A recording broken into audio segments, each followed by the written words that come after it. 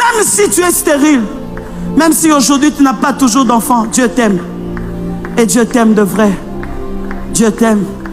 Même si tu arrives au bout, souviens-toi.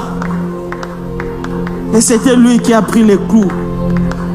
À la croix, on disait, si tu es le Fils de Dieu, descends de la croix. Jésus pouvait descendre. Mais il y avait 3 clous invisibles qui l'empêchaient. Les 3 clous invisibles qui l'empêchaient. Ce n'était pas les clous physiques.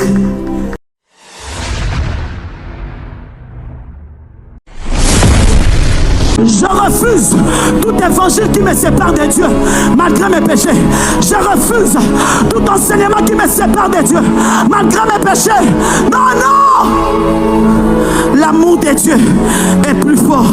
J'aimerais dire à mes problèmes, oui, devenez problème. Mais vous ne savez pas, j'ai un Dieu fort et qui m'aime bien, qui m'aime tant.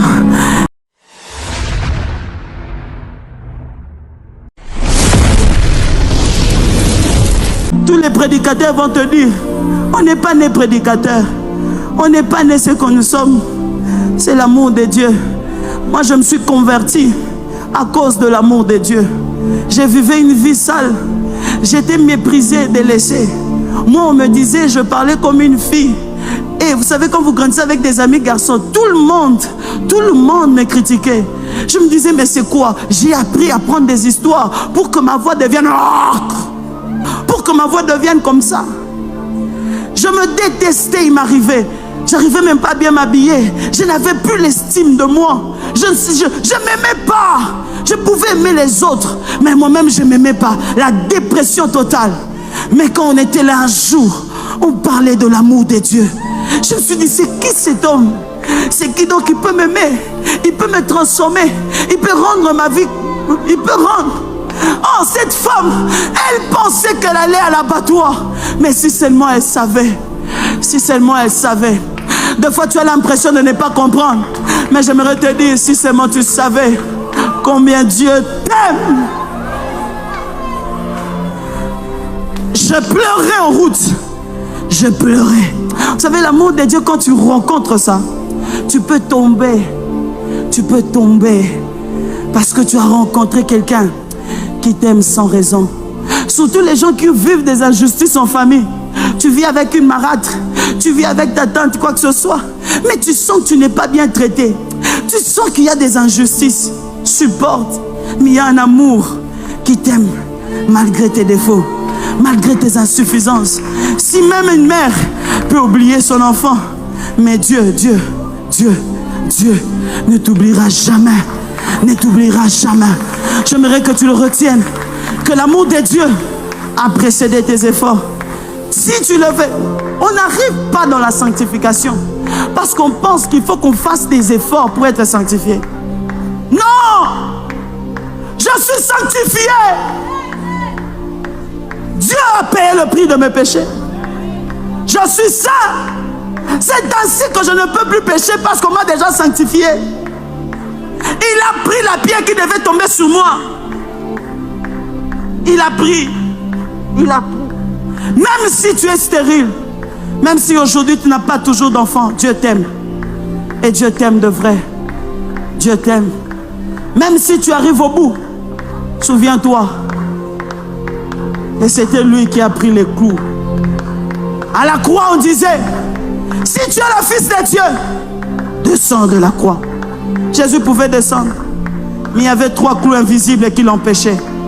Les 3 clous invisibles qui l'empêchaient. Ce n'était pas les clous physiques, c'était les 3 clous invisibles. Le premier clou qui l'empêchait, c'est le clou de la volonté de Dieu. Il dit aux disciples, ma volonté, ma nourriture, c'est de faire la volonté de mon Père. Je ne peux pas descendre. La volonté de Dieu est que je reste là. Deuxième clou, c'est le clou du péché. C'est le prix du péché. S'il descendait, ton péché n'allait pas être pardonné. S'il descendait, tu n'allais pas recevoir le pardon. Alors il devait rester là. Il devait rester à la croix. Et le troisième clou, c'est le clou de l'amour. La Bible dit dans Jean 15, 13, il n'y a pas un plus grand amour que de donner sa vie pour ses amis. C'est l'amour. C'est l'amour qui le maintenait à la croix. C'est l'amour qui l'empêchait de redescendre. Je t'aime tellement que je ne peux pas descendre. Je ne peux pas. Je ne peux pas. L'amour de Dieu, je ne peux pas. Dieu t'aime tellement qu'il est resté à la croix. La femme adultère est l'amour de Dieu. Premièrement, la Bible dit, on amena à Jésus une femme. J'ai besoin d'une sœur, merci. Une sœur. Un frère ne peut pas représenter une sœur. Ça serait mal. Donc une sœur, rapidement, merci beaucoup. On amène une femme tombée en adultère. Et les scribes et les pharisiens, je l'ai dit, l'amour de Dieu, premièrement, est un amour inconditionnel. On amène une femme. Les scribes, vous savez, les scribes étaient les gens qui transmettaient la loi, qui écrivaient la loi. Certains, on les appelait les gardiens des Écritures. C'est-à-dire, eux là, ils connaissaient la loi de Moïse. Les pharisiens aussi connaissaient la loi. Ils connaissaient ces choses-là. Alors, ils viennent avec cette femme. Elle est tombée, c'est pas vous, maman. Elle est tombée en adultère. Alors, Jésus était là, et ils viennent avec cette femme. Il dit, Jésus, ma soeur, venez. Jésus, cette femme est tombée en adultère. Et la loi de Moïse a dit, il faut lapider une telle personne. Ok. Jésus voit. Ils sont là aujourd'hui, vous êtes les pharisiens et les scribes. Ils accusent cette femme. Ils accusent cette femme. Et Jésus regarde. Il comprend les accusations. Ici, les accusations sont basées sur la loi de Moïse. La loi que Moïse a écrite. La loi que Moïse avait donnée. Alors Jésus se met par terre. Il commence aussi à écrire. Il écrit. Il continue d'accuser. Jésus, il a péché. Il faut qu'on lapide. Or, ils disent qu'ils étaient venus pour éprouver Jésus. Parce que si Jésus disait qu'on le pardonne, il allait dire que regardez, celui-ci bafoue la loi de Moïse. Alors ils sont en train de tenter. S'ils disent encore, bon, lapidez-le. Alors là, Jésus faillit à sa mission. Je vais vous expliquer. Alors, Jésus se trouve dans un dilemme, mais il est plus sage que les sages de ce monde. Il a dévancé l'intelligence des intelligents. Il a prévu à la solution avant que le problème arrive. Avant que le problème arrive, la solution était ton problème est en retard. Le problème de la femme adultère est venu en retard. Ton problème de péché est venu en retard. Ton problème de masturbation est venu en retard. L'amour de Dieu. Et la Bible dit que Jésus commence à écrire. Je me pose toujours la question, qu'est-ce que Jésus écrivait? Il écrivait.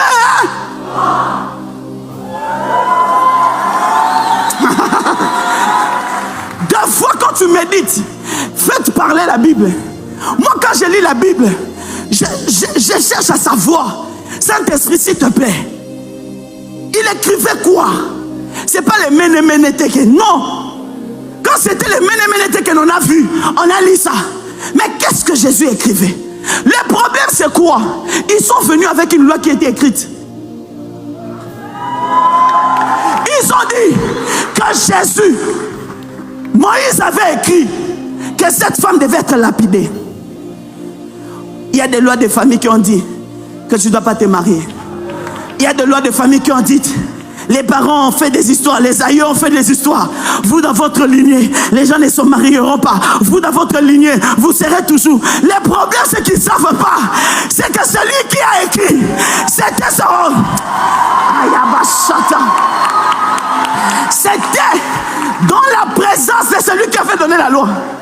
C'est lui qui a apparu à Moïse. Il dit, je m'appelle, je suis. Donc, à l'instant, Jésus devient l'avocat. Maintenant la question, il écrivait quoi? Est-ce que Jésus contredisait la loi?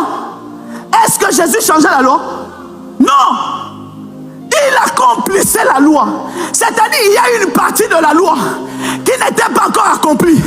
Alors quand Jésus s'est accompli, il était en train d'accomplir. Mais qu'est-ce que Jésus écrivait, je vais mourir à sa place. Je dois être lapidé à sa place. Il faut un substitut. Et c'est moi le substitut. Cette femme ne peut pas mourir. C'est moi qui dois mourir. Donne-moi un amen. C'est pas la femme qui doit mourir. Le problème, il fallait aller chez Pilate. Pilate allait les lapider. Il fallait aller chez les scribes. Ils allaient les lapider. Mais vous l'avez amené au mauvais endroit, au mauvais moment, à la mort. Et Jésus lui dit, Jésus écrivait quoi? C'est moi le substitut. J'accomplis alors. Comme la loi a dit, on doit la lapider. Ok, lapidez-moi. Mais elle là, laissez-la. Jésus se réveille. Ah, j'aime ce texte. Et Jésus pose la question. Si l'un de vous qui n'a jamais péché jette la pierre. Toi qui cherches les autres, toi t'es qui? Toi, Moutamassoum, pécheur, toi t'es qui? Toi-même t'es qui? Les gens qui sont toujours, il a péché, et il faut l'enlever, il faut enlever. Toi tu as oublié la grâce. Toi t'es qui? T'es qui toi? Ils accusent, mais eux-mêmes étaient accusés. Ah, maintenant, on se retrouve dans un procès. Qui est l'accusateur? Qui on accuse? On devient des accusés. La femme adultère est les scribes et les pharisiens. Parce que la Bible dit accusés par leur conscience. Aïe, aïe, aïe, aïe. Maintenant, le problème, c'est qu'elle n'avait pas d'avocat. Mais la femme adultère avait l'avocat. Et la Bible dit, accusés par leur conscience, ils partent du plus grand au plus petit. Cela veut dire ceci. Ça, c'est moi. C'est que le plus grand, bah, sous mon cas, trop. Vous avez compris ça? Je réponds en français. C'est le plus grand qui sont partis en premier. Ce sont des gens qui ont beaucoup péché. Ils ont l'expérience d'une vie de péché. Alors ils ont compris rapidement ce que Dieu avait dit. Certains même là, ils se sont rendus compte de je me suis masturbé les matins. Certains même là, ils se sont rendus compte que moi aussi j'ai eu la femme d'autrui.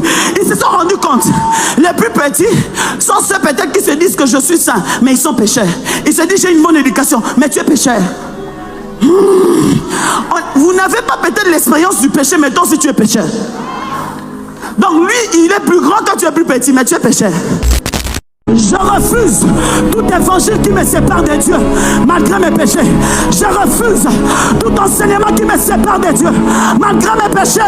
Non, non! L'amour de Dieu est plus fort. J'aimerais dire à mes problèmes, oui, devenez problème, mais vous ne savez pas, j'ai un Dieu fort et qui m'aime bien, qui m'aime tant, qui m'aime tant. Mon père m'a aimé, mais il est parti. J'ai souffert après son départ. Ma mère m'aime, elle m'aime beaucoup, mais il arrive des moments où même ma mère ne sait pas quoi faire. Mais quand j'agonise dans ma chambre, quand j'agonise dans mes moments difficiles, son amour est là. Alors qu'on a mené cette femme, c'était l'abattoir de sa destinée.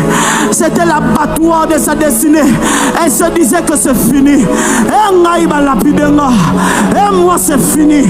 Alors que tu viens d'écouter les enseignements sur la sanctification, et puis là tu te dis, est-ce moi vraiment?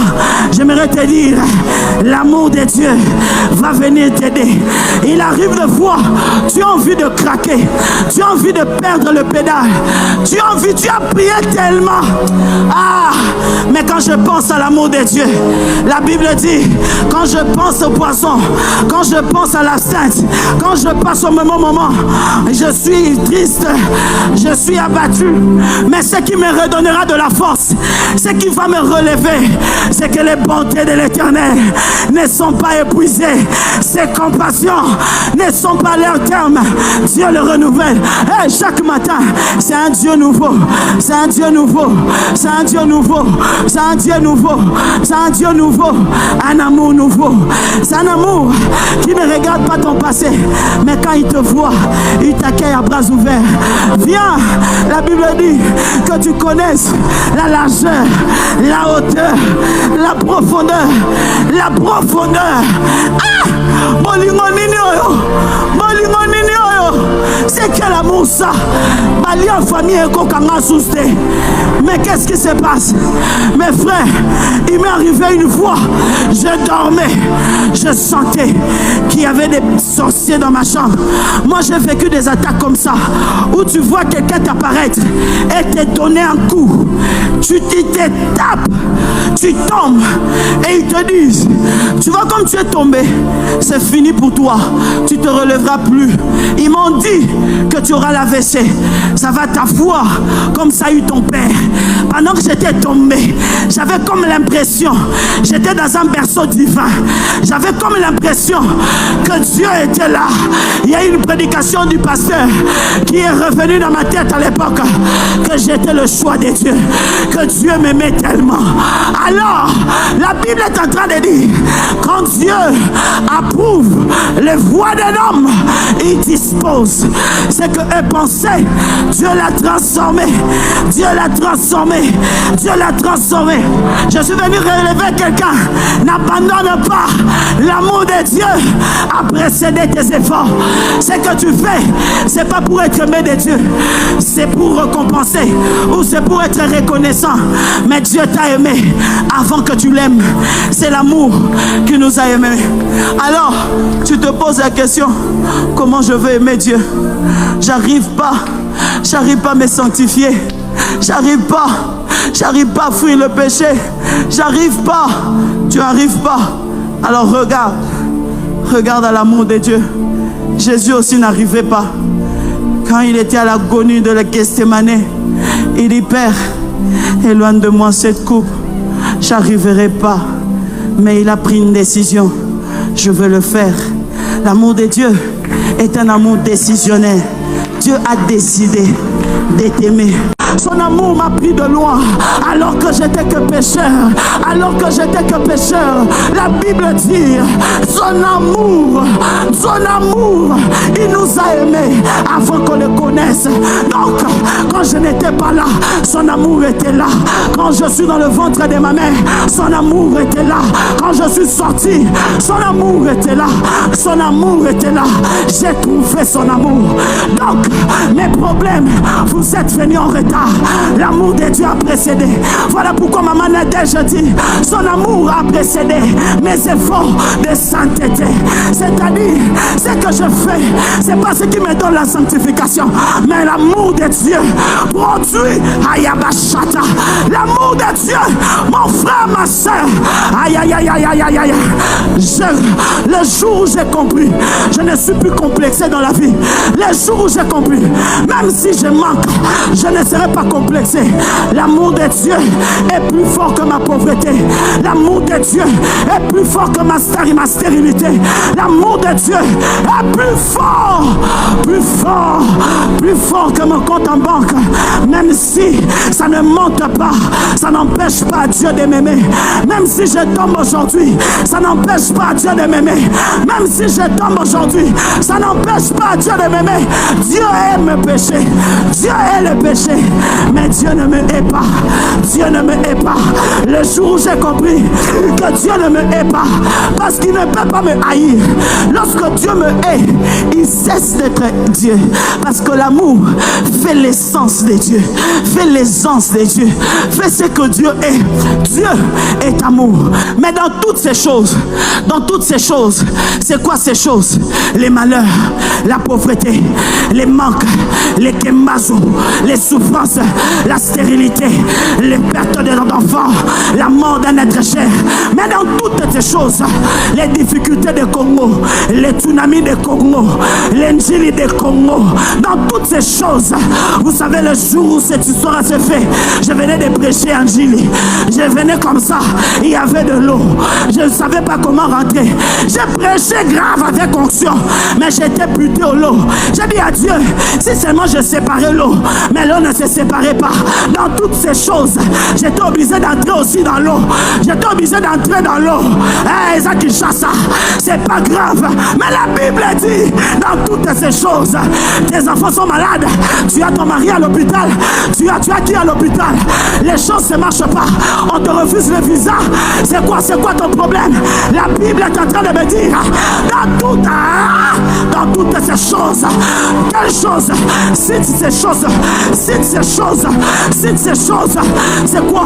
Le célibat, c'est quoi? Mais dans toutes ces choses, oh, remettez-moi les textes. Mais dans toutes ces choses, nous qui avons cru, nous qui sommes enfants de Dieu, nous qui avons cru, nous sommes. C'est pas nous serrons, c'est pas vous serrez, c'est pas on deviendra, c'est le présent. C'est le présent. Ne ramène pas ça demain. Nous sommes. On a étudié, non? En primaire, non?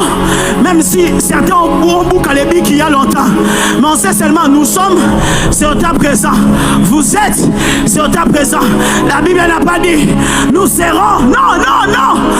Malgré toutes ces choses, je suis dans la souffrance. Je suis plus que vainqueur. C'est ainsi. La Bible dit que le faible dise, je suis fort. Ah, comment? Je suis faible. Non, ne dis pas ce que tu es. Dis ce que l'amour de Dieu est. L'amour de Dieu est plus fort que tes faiblesses.